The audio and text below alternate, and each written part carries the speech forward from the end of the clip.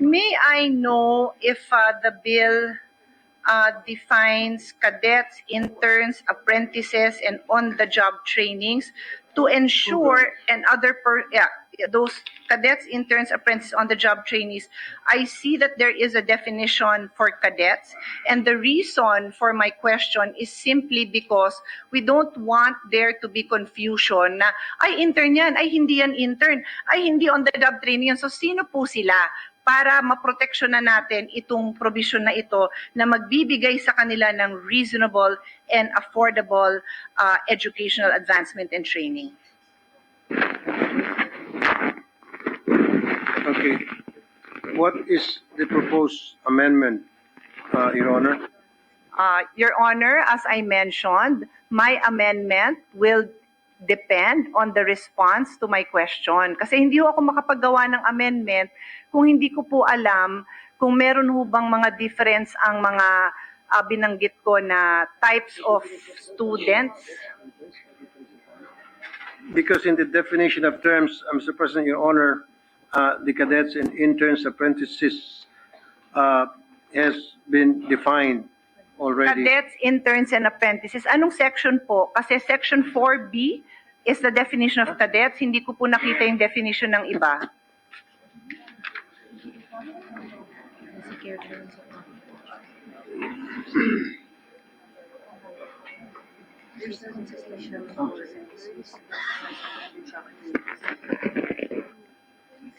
To avoid confusion, we can remove the interns, apprentices, and the job trainees. Okay. All right, Mr. President, Your Honor, to avoid confusion,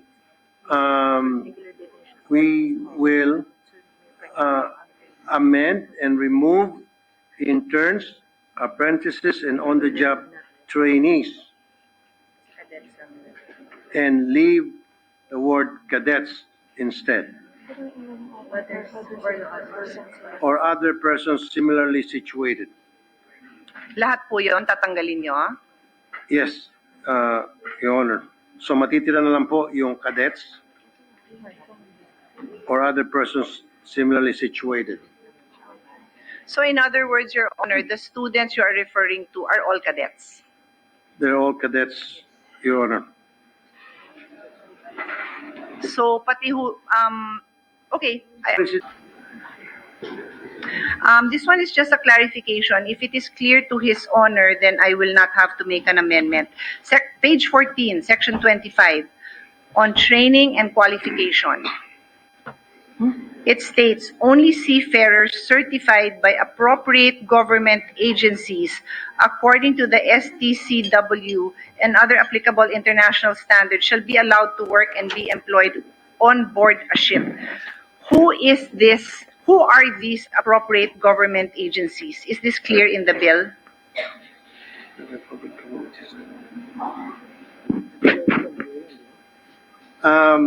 We're talking here of Marina, Mr. President, Your Honor.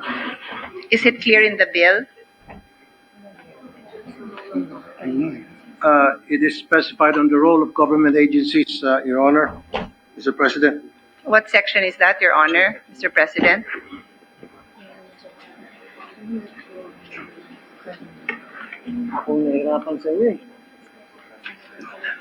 Section 84, Mr. President, Your Honor.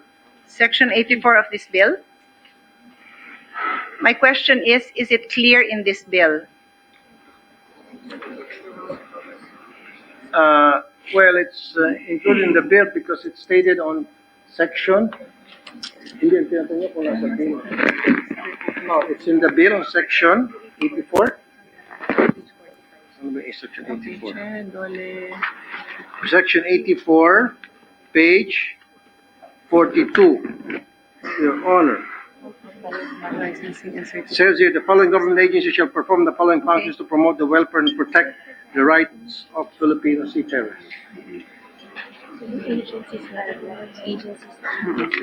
Is there? Paragraph G. Yes, I found it, Your Honor.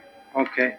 So, according to Your Honor, just for the record, the appropriate government agencies referred to here in Section 25 is the marina, which That is- is provided for in Section 84. Are there any other government agencies? Marinam, bukod sa Marinam,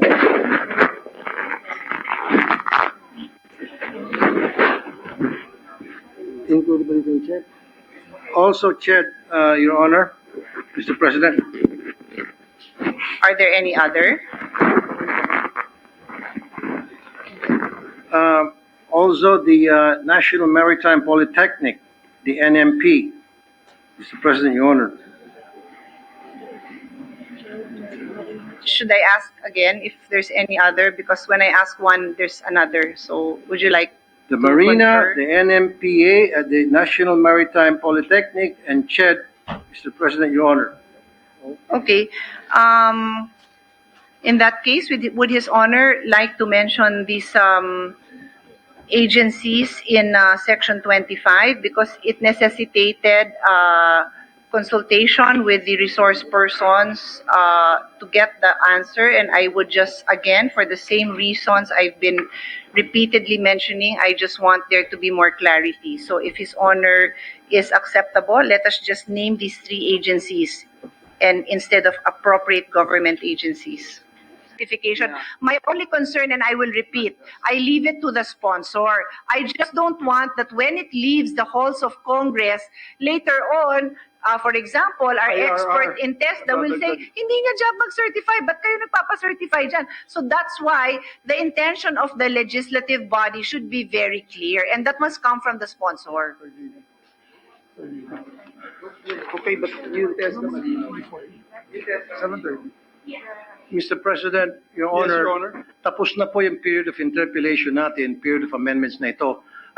Sana ang request ko lang po, sabihin niya sa akin kung ano yung amendments niya, and I will say whether I accept or not, and if I do not accept it, and I will explain. Ang nangyari po kasi, pina-explain niya muna ako, na bumabalik tayo sa interpellation, and then after ma-explain ko, pwede niyang i-amend at pwede niyang hindi. Napapahaba lang po tayo. Bakit hindi na lang po niya, Mr. President, Your Honor, sabihin na lang kung anong gusto niyang amendment, anong linya yon, and then I'll say accept or not. If I don't accept, and I'll tell the good senator from Taguig why I'm not accepting.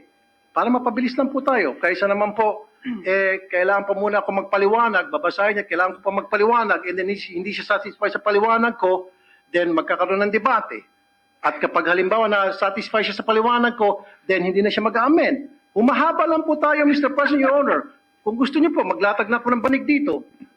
Sa kaunan. Welcome to legislative work, Mr. President. No, hindi naman po.